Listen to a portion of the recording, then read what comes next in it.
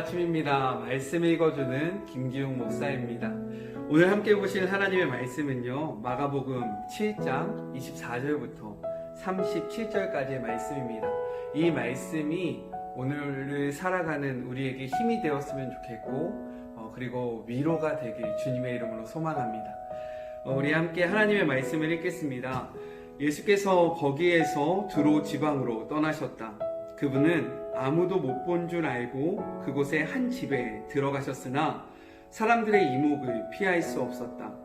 예수께서 안에 들어가기 무섭게 고통당하는 딸을 둔 한 여자가 그분이 그곳에 계시다는 말을 듣고 찾아왔다. 여자는 예수의 발 앞에 무릎을 꿇고는 도와달라고 애원했다. 그 여자는 수로보게니아 출신의 그리스 사람이었다. 여자는 예수께 자기 딸을 고쳐달라고 간청했다. 예수께서 말씀하셨다. 줄을 서서 차례를 기다려라. 자녀들을 먼저 먹이는 법이다. 그리고 남은 것이 있으면 개들의 차지다. 여자가 말했다. 지당하신 말씀입니다, 주님. 하지만 상 밑의 개들도 자녀들이 흘리는 부스러기를 먹지 않습니까? 예수께서 감동하셨다. 내 말이 맞다. 가거라. 내 딸이 더 이상 고통당하지 않게 되었다. 괴롭히던 귀신이 떠나갔다. 여자가 집에 가보니 딸이 침대에 편히 누웠고 고통이 아주 사라져 버렸다. 예수께서 다시 두로 지방을 떠나서 시돈을 지나 갈릴리 호수로 돌아와서 데가볼리 지방으로 건너가셨다. 어떤 사람들이 듣지도 말하지도 못하는 사람을 예수께 데려와 손을 얹어 고쳐주시기를 청했다. 예수께서 그 사람을 따로 데리고 저만치 가셔서 그의 귀에 손가락을 넣고 그의 혀에 침을 묻히셨다. 그러고는 하늘을 우러러 기도하시고 깊이 탄식하시며 명하셨다. 에바다 열려라. 그러자 그대로 되었다. 그 사람의 귀는 이제 똑똑히 들렸고 말도 분명해졌다. 순식간의 일이었다. 예수께서 그들에게 입단속을 시키셨으나 그럴수록 그들은 흥분하여 더욱 퍼뜨리고 다녔다. 전부 그분이 하신 일인데 대단한 일이다. 그분은 듣지 못하는 사람도 듣게 하시고 말하지 못하는 사람도 말하게 하신다. 이것은 오늘 우리에게 주시는 하나님의 말씀입니다. 오늘 말씀을 통해서요, 우리가 몇 가지를 생각해 봤으면 좋겠습니다. 첫 번째로는요, 예수님께서 두로 지방으로 가셨다는 것입니다. 유대인들에게는 두로 지방은 그리 달가운 곳이 아닙니다. 왜냐하면 이방 지역이기 때문입니다. 그런데 예수님께서는요, 이방 지방으로 나아가셨습니다. 왜일까요? 그곳에도 하나님의 자녀가 있기 때문입니다. 그곳에도 하나님이 만나야 하는 사람들이 있었기 때문입니다.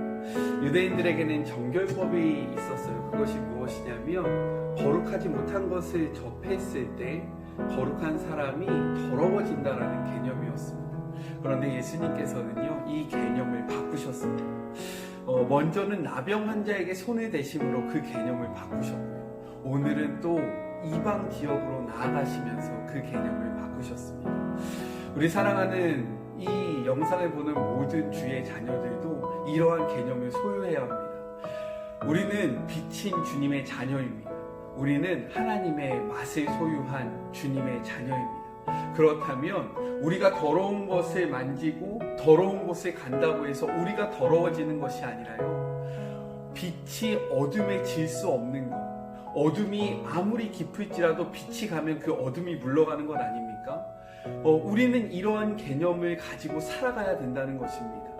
우리가 세상 속에서 나아갈 때도 마찬가지예요. 세상 속이 아무리 더럽고 추하고 깜깜할지라도 빛의 자녀된 우리들이 그곳을 나아가면요, 그곳은 하나님의 나라가 돼야 된다는 사실입니다. 이 사실을 기억하시면서요, 하나님의 빛된 우리가 가는 그곳이 오늘 하루 하나님의 나라가 되었으면 좋겠습니다. 우리가 그들 때문에 더러워지는 것이 아니라요, 우리 때문에 그들이 깨끗해지는 하루가 되었으면 좋겠습니다. 두 번째로는요, 우리는 이 이방 여인의 믿음을 닮아야 한다는 것입니다. 우리가 신앙생활 할 때요, 종종 이러한 모습을 볼 때가 있어요. 자존심이 상하면요, 교회를 나오지 않습니다. 자존심이 상하면요, 사람과의 관계를 끊습니다. 나를 좀 건든다 싶으면요, 우리가 어떻게 합니까? 성을 내고요, 그리고 그들을 대적합니다. 그런데 믿음은 무엇일까요? 우리의 감정보다 하나님의 권위를 높이는 것입니다. 나의 생각보다 그분의 말을 더 높게 생각하는 것입니다. 이 이방 여인은요, 그러한 마음가짐을 소유했던 여인입니다. 예수님께서 어떠한 말씀을 하시든지 그 말씀에 복종할 줄 아는 그러한 마음밭을 가지고 있었습니다. 날 개라고 여긴다고? 네가 감히 나를 개라고? 라고 얘기하지 않았고요. 맞습니다. 예수님께서 나를 개라고 말씀하시면 저는 개입니다. 그런데 저에게 주님이 필요합니다. 이러한 믿음 때문에요, 그의 딸이 나음을 받을 수 있었던 것입니다. 우리 사랑하는 주님의 모든 자녀들은 이러한 믿음을 소유해야 합니다. 우리가 높은 것이 아니라 주님이 높으신 것입니다. 우리가 맞는 것이 아니라 예수님이 맞으신 것입니다. 우리의 생각이 옳은 것이 아니라 성경의 기록이 정답입니다. 이 사실을 인지하시는 오늘 복된 하루가 되셨으면 좋겠습니다. 마지막으로는요, 예수님께 나와왔던 그 마가복음의 오늘 본문의 마지막 부분 31절부터 37절의 기록을 보면요, 우리가 생각나야 되는 본문이 있습니다. 그것이 무엇이냐면 이사야 35장 4절부터 5절, 6절까지의 말씀인데요, 제가 한번 읽어보겠습니다. 이렇게 기록되어 있습니다. 용기를 가져라, 기운을 내라. 하나님께서 오고 계신다. 모든 것을 바로 세우시려고, 모든 잘못된 것을 바로 잡으시려고 여기로 오고 계신다. 그분께서 오고 계신다. 너희를 구원하시려.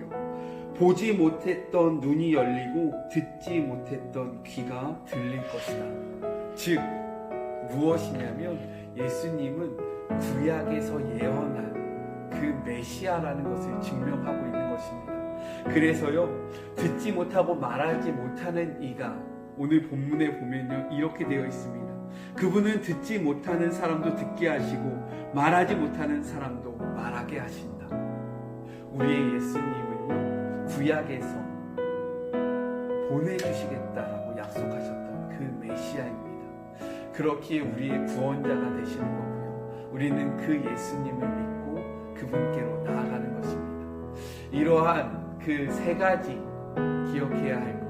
첫 번째로는요, 우리가 가는 곳이 곧 하나님의 나라이다. 우리는 빛이다 라는 사실을 기억하시는 한 날이 되셨으면 좋겠고, 나의 감정과 그리고 나의 생각이 옳은 것이 아니라 그분의 말씀 앞에 우리의 자존심, 우리의 생각을 내려놓는 하루가 되셨으면 좋겠고, 우리가 믿는 그 예수님이 구약에서 예언한 메시아가 맞다라는 그 확신을 가지고 살아가시는 한 날이 되셨으면 좋겠습니다.